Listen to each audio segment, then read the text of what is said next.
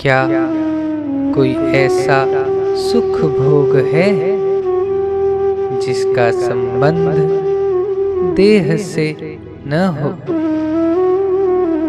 क्या अपने को देह मान लेना निर्दोषता है? कदापि नहीं। कारण कि जो मान्यता निज ज्ञान के विपरीत होती है उसे निर्दोष नहीं कहते।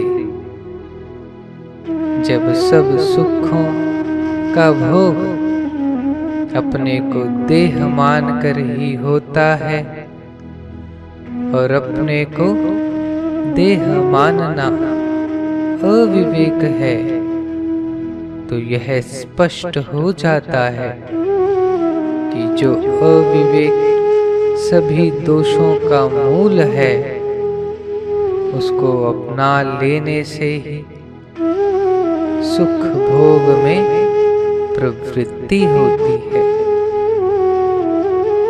अतः सुख भोग की प्रवृत्ति का कारण किसी न किसी दोष को अपना लेना ही हुआ। यह नियम है कि जिसे हम यह कहते हैं उसे मैं नहीं मान सकते।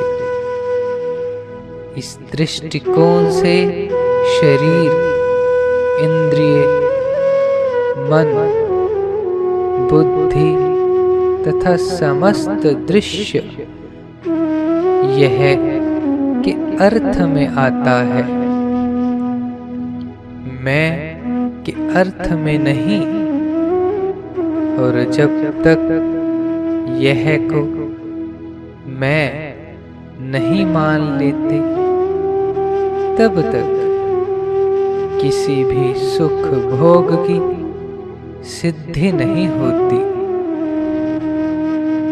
यह को मैं मानना प्रमाद है। अतः सुख भोग की प्रवृत्ति प्रमाद से होती है जो सभी दोषों का मूल है। अब यदि कहें कि प्रमाद क्या है और कहां से आया, तो कहना होगा कि प्रमाद अलौकिक विवेक के अनादर का दूसरा नाम है। वह कहां से आया? जहां से ज्ञान का अनादर किया। कब से आया? जब से ज्ञान का अनादर किया। कब मिटेगा? जब ज्ञान का आदर करोगे। यह संदेहकर्ता का ही तो ज्ञान है कि यह मैं नहीं हो सकता। किसी और ने सिखाया थोड़े ही है। प्रश्नकर्ता स्वयं अपने ज्ञान का आदर करें और माने हुए का अनादर करें, अर्थात अपने को जो देह मान लिया है सो न माने। इसमें भले ही मतभेद हो कि यह क्या है और मैं क्या है, पर यह मैं नहीं है। इसमें किसी का मतभेद नहीं हो सकता,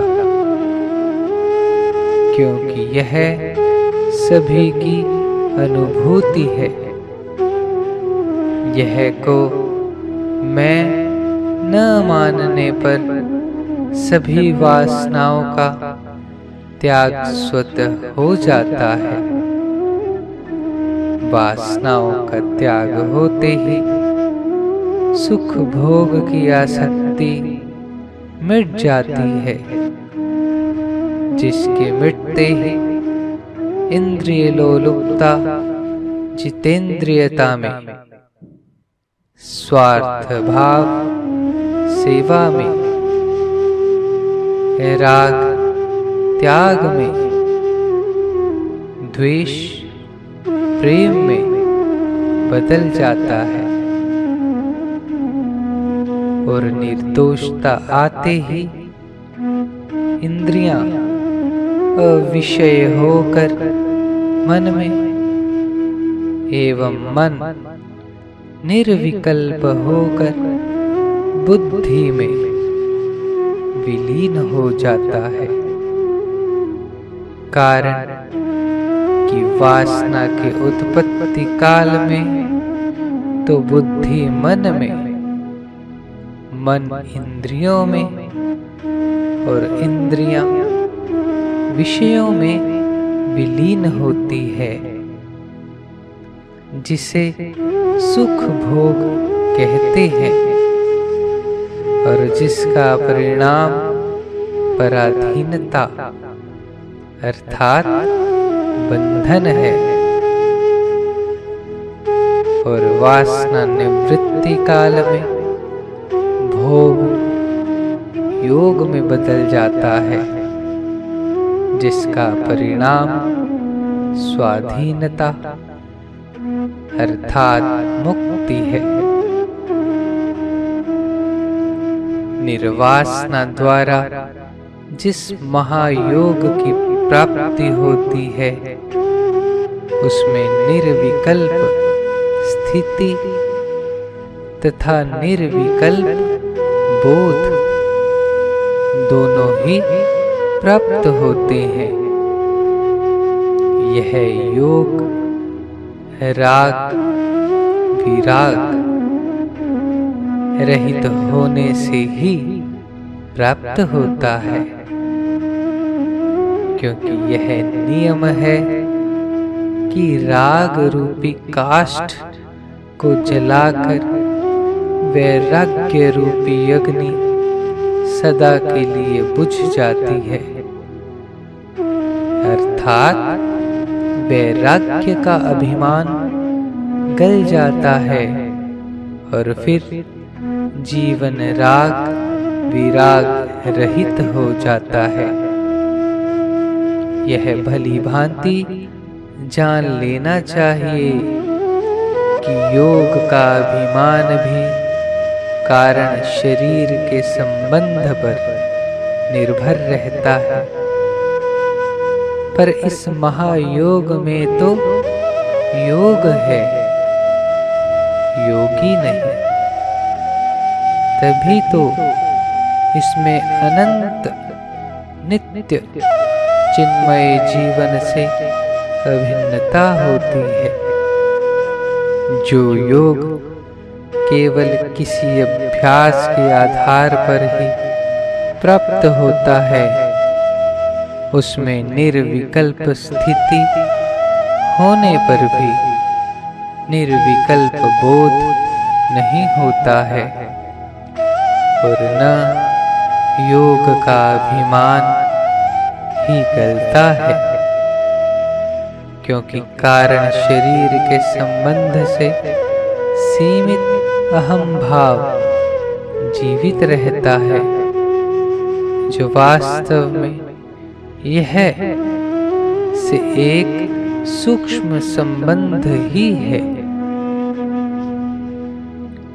प्रत्येक साधक को यह भली भांति समझ लेना चाहिए कि कोई अवस्था किसी दूसरी अवस्था की अपेक्षा भले ही उत्कृष्ट हो, पर सभी अवस्थाएं यह की होती है, उसकी नहीं जो यह नहीं है।